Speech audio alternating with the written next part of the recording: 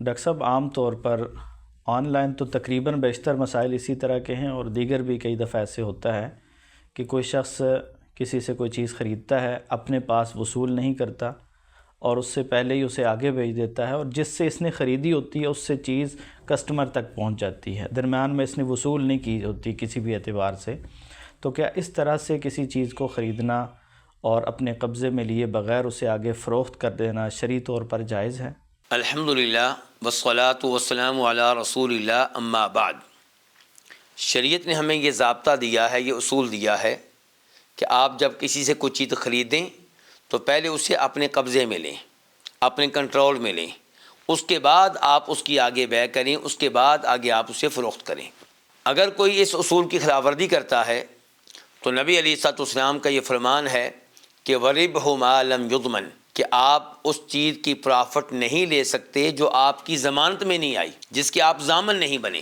جب وہ چیز آپ بیچتے ہیں جو ابھی آپ نے قبضے میں نہیں لی بلکہ اسی کے پاس ہے جس سے آپ نے خریدی ہے، جس کو بائع کہیں گے ہم، آپ مشتری ہوئے، وہ بائع ہوا، اور اب آپ کسی اور کے ساتھ بیع کرتے ہیں اس چیز کی اور اس کو کہتے ہیں اس آدمی سے جا کے لے لیں جس سے میں نے خریدی ہے، تو یہ چیز آپ کے کنٹرول میں تو کبھی آئی نہیں، آپ تو اس کے نقصان کے کبھی ضامن بنے ہی نہیں، تو پھر آپ کو اس کی پرافٹ لینے کا بھی حق حاصل نہیں ہے۔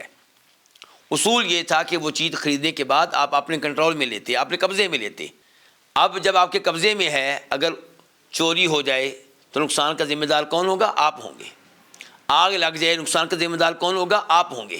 جب نقصان کے ذمہ دار آپ ہیں تو پرافٹ کمانے کا بھی حق آپ کو حاصل ہے۔ لیکن آپ کیا کرتے ہیں کہ وہ چیز جو آپ نے خریدی ہے لیکن آپ نے قبضے میں نہیں لی، وہ چیز بائع کے پاس پڑی ہوئی ہے، جس سے آپ نے خریدی ہے اسی کے پاس موجود ہے، اور وہاں سے کسٹمر کے پاس بھیجنے کا آپ آرڈر جاری کر دیتے ہیں، تو اگر وہ بائع کے پاس اس کو آگ لگ جائے، چوری ہو جائے، نقصان کا ذمہ دار کون ہوگا؟ وہ ہوگا، آپ نہیں ہوں گے۔ تو آپ تو کبھی بھی اس کے نقصان کے ضامن نہیں بنے، ذمہ دار نہیں بنے، تو آپ کو پھر پرافٹ لینے کا حق حاصل نہیں ہے۔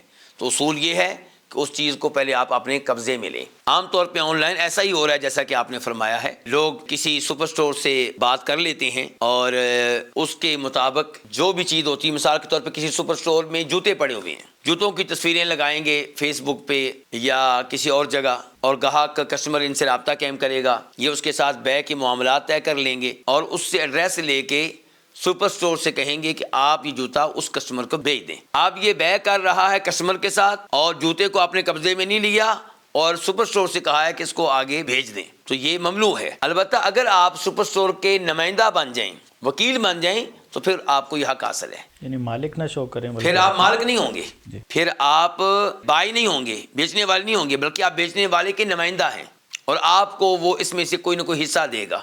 تو اس انداز سے اگر آپ بیع کرتے ہیں تو اس میں کوئی حرج نہیں ہے۔ پھر آپ سپر سٹور سے کہہ سکتے ہیں کہ آپ کی طرف سے یہ جوتا میں نے بیچ دیا ہے، اب آپ اس کو بیچ دیں۔ اب آپ بائی نہیں ہیں، اب آپ بائی نہیں ہیں، اب بائی کون ہے؟ Super store. آپ صرف اس کے نمائندہ کے طور پہ اس کی بیع کر رہے ہیں، تو اس میں انشاءاللہ کوئی حرج نہیں ہے۔ واللہ تعالی اعلم۔